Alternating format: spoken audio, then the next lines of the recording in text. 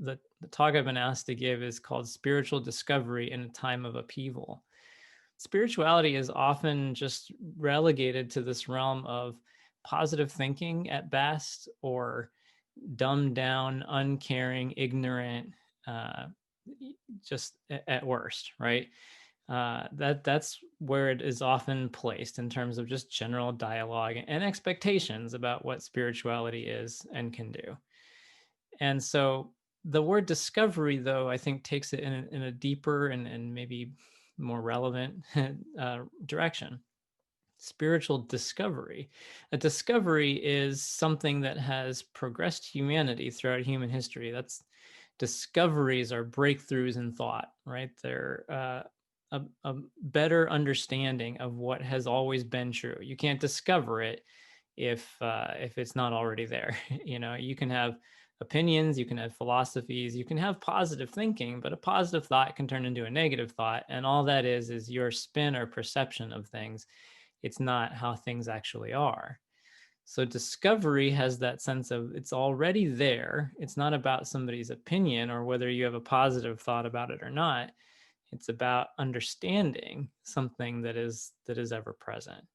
This to me is what I feel we see happening throughout the Bible. I've been drawing on the Bible a lot tonight, and I know there are people that love the Bible who are watching. There are maybe people who don't know it much, or people who think of it as that book they've been beat over the head with in the past, even condemned or judged by.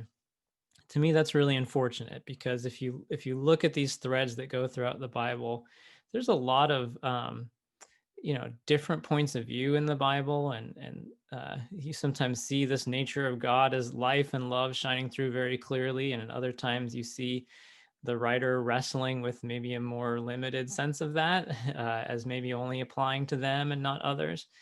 And yet that view of God just keeps expanding throughout the Bible and culminates in the life of Jesus, who gives us the kind of context and tools to understand the journey that other people have been having throughout the scriptures, as their idea of God grows and deepens and becomes more universal and useful.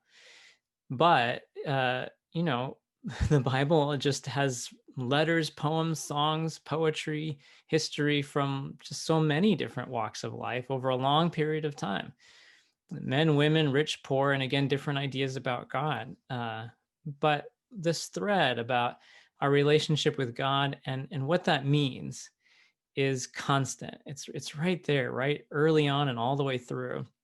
And what we see is people who are in tough situations, whether it's a war or a famine, or they've been outcast from society, or they've been called and considered incurable.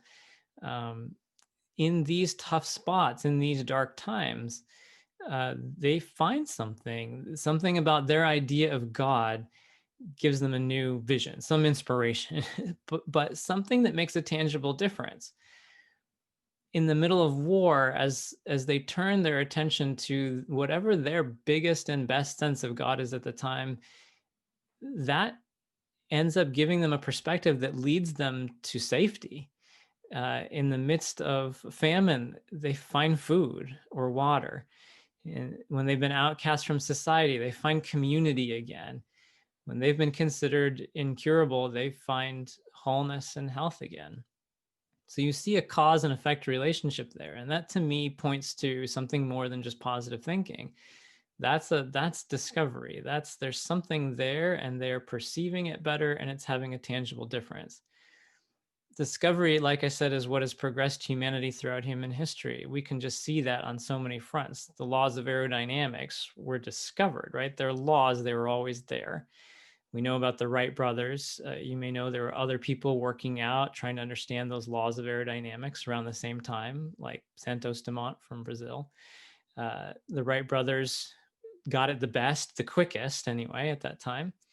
But the understanding of those laws have continued to evolve. One commonality among all these people is none of them went up to a tall hill and just thought positively about flying. They were each perceiving something. Now, this was a mental journey first and foremost. They didn't first see planes flying through the sky. There wasn't outward evidence, but there was a very intelligent, logical basis for understanding these laws that ran counter to people's expectations, ran counter to the way things had been done and what was believed to be possible, ran counter to anything they could see happening.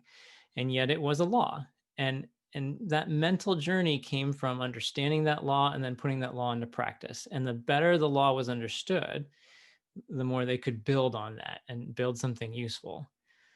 To me, that's what we see happening in the Bible. That's what spiritual discovery is about. It is a mental journey, first and foremost. That's what the role of prayer is, taking that step back from all those preconceived notions about what's possible or not, or even what things look like, and then discovering something that is truly already present, natural, understandable, that shifts our perspective to the degree that we can build in a new way, in a way that is more in line with what is natural for that principle, the derivative of that principle.